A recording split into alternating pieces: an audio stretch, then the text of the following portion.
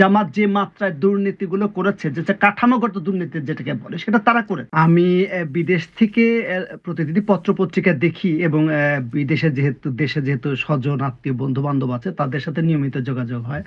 একজন রাজনৈতিক কর্মী হিসেবে, পর্যবেক্ষক হিসেবে বিষয়গুলো খেয়াল করার চেষ্টা করছি। আমি সম্প্রতি আমার ২ জন বগুড়ায় এবং ঢাকায় এবং সিরাজগঞ্জে কয়েকজন ঘনিষ্ঠজনের সাথে কথা বললাম। তো যেটা হচ্ছে যে সব জায়গায় সেরকম আমেজ আছে, উৎসাহ আছে।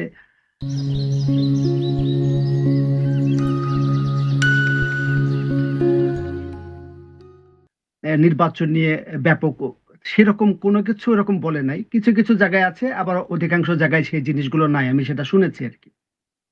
তা আপনি যদি বলেন যে নির্বাচনে এই পুরো আমেজটা এরকম বাংলাদেশে নির্বাচনে একটা উৎসবের আমেজ তৈরি হয়। আমাদের আনন্দ বিনোদনের জায়গা বা ক্ষেত্রগুলো কম। কিন্তু নির্বাচন একটা বাংলাদেশের একটা অত্যন্ত আনন্দ বিনোদের জায়গা। কিন্তু এই বছর যে নির্বাচনটা হচ্ছে, নির্বাচনটা নানা কারণে তাৎপর্যপূর্ণ এবং গুরুত্বপূর্ণ।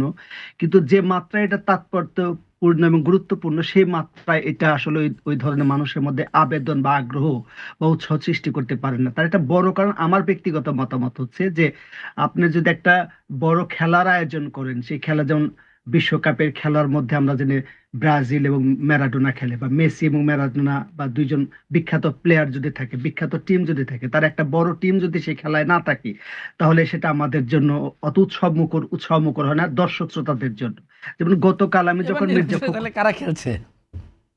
হ্যাঁ, এখানে খেলছে। যেমন আমি একটা উদাহরণ দেব। গতকাল মির্জা ফখরুল ইসলাম আলমগীর বিএনপির সাধারণ সম্পাদক তিনি একটা বক্তব্য দিলেন। তিনি বললেন যে আজকে আমরা মিটিং করছি, আমাদের সাথে আজকে ধানের শীষের পাশে নৌকার কথা থাকার কথা ছিল, কিন্তু দুঃখজনক এই যে শেখ হাসিনা আমাদেরকে বিপদে ফেলে তিনি ভারতে বসে আছেন, পালিয়ে বসে আছেন, এই কথাটা বললেন। এবং ইনি এই কথাটা বললেন, সেটার কারণটা ২টা কারণ হতে পারে। একটা হচ্ছে আওয়ামী লীগের ভোট ব্যাংকে সিম্প্যাথেটিক কনসিডারেশন নিয়ে তাদের ভোট টানা, আর একটা হচ্ছে আন্তরিকভাবে তিনি মনে করতে পারেন যে বাংলাদেশের গণতন্ত্র আজকে নানা কারণে বিপদগ্রস্ত। সেখানে আওয়ামী লীগের দায় অবশ্যই আছে, কিন্তু একটা অনভিপ্রেত পরিস্থিতির মধ্য দিয়ে আওয়ামী লীগকে কার্যক্রমকে নিষিদ্ধ করা হয়েছে, তাকে নিষিদ্ধ করা হয়নি। কিন্তু কার্যক্রম নিষিদ্ধ থাকার পরও তাকে নির্বাচন করতে না দেওয়া, এবং সেই নির্বাচন করতে না দেওয়ার কারণে বাংলাদেশে ভোট ব্যাংকের একটা বড় অংশ, আপনি অপ্রিয় হলেও সত্য, বাংলাদেশের কয়েক কোটি মানুষ আওয়ামী লীগকে সমর্থন করে, তারা আওয়ামী লীগের প্রার্থীকে ভোট দেয়। যখন সেই একটা বৃহৎ দলের অংশ এই নির্বাচনে অংশগ্রহণ করতে পারছে না, তখন স্বাভাবিকভাবে তাদের মধ্যে একটা উৎসাহ উদ্দীপনা তৈরি হয় না। বিএনপি একটা বৃহত্তম দল, তাদের একটা ব্যাপক ভোট ব্যাংক আছে এবং তারা ক্ষমতামুখী, ক্ষমতা কেন্দ্রিক একটি দল।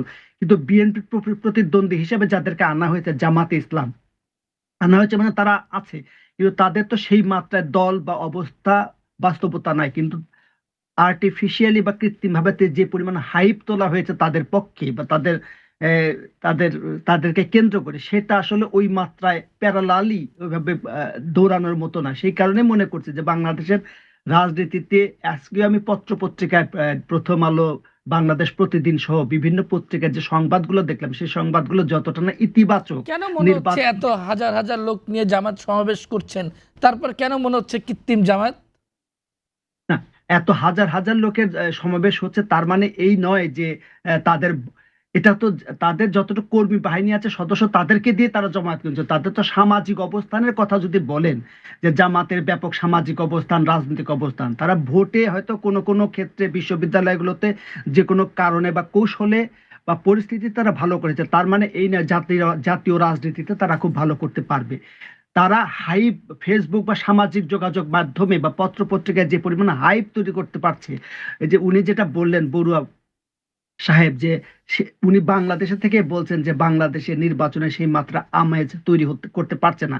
সেই ব্যর্থতাটা হচ্ছে সরকারের যে বডি ল্যাঙ্গুয়েজ এবং দেশের যে আইন শৃঙ্খলার পরিস্থিতি, এবং নির্বাচনের মধ্যে আর একটা গণভোটের নামে হ্যাঁ না ভোট এর মধ্যে যুক্ত করে দিয়েছে, যেটা নিয়ে মানুষের মধ্যে দ্বিধা দ্বন্দ্ব, প্রশ্ন আছে, বিতর্ক আছে। সেই বিতর্কগুলো নিরসন হয় নাই, মানুষ জিনিসগুলো জানে না। সেই জিনিসগুলো থাকার কারণেই মানুষ হলে জাতীয় ভোট এবং গণভোট এবং নির্বাচনের সামগ্রিক পরিস্থিতির এগুলো নিয়ে মানুষের মধ্যে প্রশ্ন হচ্ছে, মানুষ সেই পরিমাণ আগ্রহ দেখাচ্ছে না। তার একটা বড় কারণ যে একটা অন্তর্ভুক্তমূলক নির্বাচন আমরা চেয়েছিলাম, অংশগ্রহণমূলক নির্বাচন ছিলাম, সেরকম অন্তর্ভুক্ত এবং অংশগ্রহণমূলক নির্বাচন না হতে পারার কারণে একটা বড় অংশ এই নির্বাচনে, একটা বড় অংশ জনগণের তারা এটা খুব একটা উৎসাহ উদ্দীপনামূলক ভাবে মঞ্জুরের দেখছে কথা না এটা। তরিক, আপনাকে একটা জনাব তারেক রহমানের একটি বক্তব্য দৃষ্টি আকর্ষণ করছি। তিনি বলেছেন যে স্বৈরাচার আওয়ামী লীগ চলে গেছে, কিন্তু স্বৈরাচার আওয়ামী লীগের ভাষায় জামায়াতকে ইঙ্গিত করে তিনি বলেছেন যে একটি দল বিএনপির বিরুদ্ধে পলাতক স্বৈরাচারের ভাষায় কথা বলছে, ভাষা ব্যবহার করছে। এই ধরনের বক্তব্যকে আপনি কিভাবে দেখেন? সেটা জামাত ক্রমাগত ভাবে বিএনপি কে নানাভাবে আক্রমণ করছে। তারা যে মাত্রা আক্রমণ করছে সেটা বিএনপি ডিজার্ভ করে না। তারা যেরকম মনে করছে যে জুলাই অভ্যুত্থানের মেইন স্টেক হোল্ডার তারা, কিন্তু জুলাই অভ্যুত্থানের আমরা গত 15-16 বছরে তো আমরা বিএনপির ভূমিকাটা দেখেছি। লক্ষ লক্ষ নেতা কর্মী তাদের মামলা মোকদ্দমা, জেল জুলুম নির্যাতনের শিকার হয়েছে, এবং তারা ক্রমাগতভাবে মাঠ না ছেড়ে যে তারা মাঠে ছিল। জামাত তো মাঠে ছিল না, কিন্তু তারা আজকে বিএনপির চাঁদাবাজি, সন্ত্রাস, লুটপাট যেগুলোর অভিযোগগুলো করছে, তার চেয়ে অনেক বড় অভিযোগ তো আসলে জামাত ইসলামের বিরুদ্ধে আছে। তারা বড় বড় ব্যাংকগুলো, বড় বড় প্রতিষ্ঠানগুলো, ইনস্টিটিউশনগুলো দখল করে নিয়েছে, এবং দখল করে নেওয়া, একজন মানুষ 10 টাকা, 20 টাকা, 50 টাকা, 100 টাকা চাঁদা তোলা, একজন 1000 কোটি টাকা তুলে নেওয়া কয়েকটা ঘটনার মধ্য দিয়ে। যেমন বাংলাদেশের শিক্ষা প্রতিষ্ঠান, স্বাস্থ্য, প্রশাসন, আমলাতন্ত্রের টোটাল জায়গাগুলো আমরা জানি এটা বিএনপির পক্ষ থেকে অভিযোগ এসছে, এনসিপির পক্ষ থেকে এসছে, সামাজিক যোগাযোগ মাধ্যমে বিভিন্ন বিশিষ্ট জনের পক্ষ থেকে অভিযোগগুলো আসছে। জামাত যে মাত্রায় দুর্নীতিগুলো করেছে, যেটা কাঠামোগত দুর্নীতি যেটাকে বলে, সেটা তারা করেছে। তো যে অভিযোগগুলো তারা বলছে যে সন্ত্রাস, তারা যখন বিশ্ববিদ্যালয়গুলো বিভিন্ন প্রশাসনের যে ক্ষমতায় তো ছিল, যখন তখন তারা বাংলাদেশে হত্যা সন্ত্রাস করে নাই, রক কাটে নাই, খুন খারাপি করে নাই, সেগুলো তার সুযোগের অভাবে হয়তো তারা নানা কারণে চরিত্রবান ছিল, কিন্তু তাদের সুযোগ বা তাদের চরিত্র ভালো এটা তো বলার কোনো কারণ নাই। জামাতও একটা ধর্মীয় ফ্যাসিবাদ যে কতটা ভয়ঙ্কর হতে পারে সেটা জামাতের বিভিন্ন ঘটনার মধ্য দিয়ে প্রমাণিত হয়। তো বিএনপির বিরুদ্ধে যে অভিযোগগুলো করছে, আমি যে বিএনপির তুলসী দেওয়া পাতা না, এটা যেমন সত্য, কিন্তু বিএনপির বাংলাদেশের রাজনীতি তাদের ভূমিকা আছে, তাকে যে মাত্রায় যেভাবে, অথচ বিএনপির কারণে জামাত আজকে এই অবস্থায় আসে।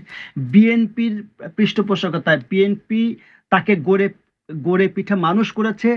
তারা যদি বিএনপির পৃষ্ঠপোষকতা না পেত, বিএনপির যদি তাদের পুনর্বাসন না করতো, তারা কি আজকে এই অবস্থা আসতো? এটা একটা অকৃতজ্ঞতা।